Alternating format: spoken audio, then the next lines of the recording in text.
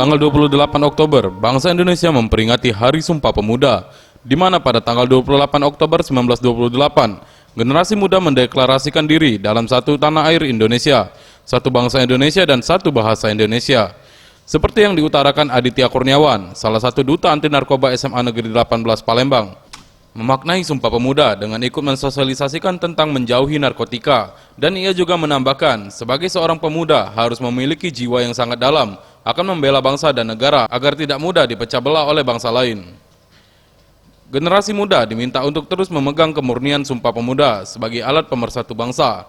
Sekolah juga harus ikut bertanggung jawab menjaga kemurnian Sumpah Pemuda dengan mengamalkan sifat cinta tanah air. Tanggapan saya tentang Hari Sumpah Pemuda itu adalah pemuda itu harus memiliki jiwa yang sangat dalam akan membela bangsa dan negaranya.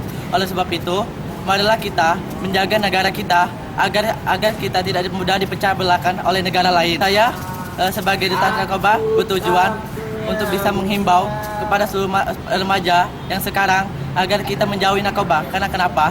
Generasi sekarang harus bisa melakukan sebuah upaya sehingga kita tidak terjerumus narkoba. Karena narkoba itu bisa merusak generasi kita. Weli Aeb, Sriwijaya TV.